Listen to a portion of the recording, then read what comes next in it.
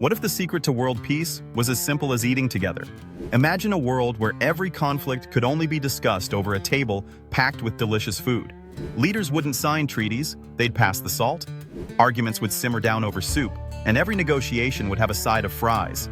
Maybe we'd see fewer fights if everyone had to share dessert before making decisions. Would wars be replaced with potlucks? Would global summits become giant dinner parties?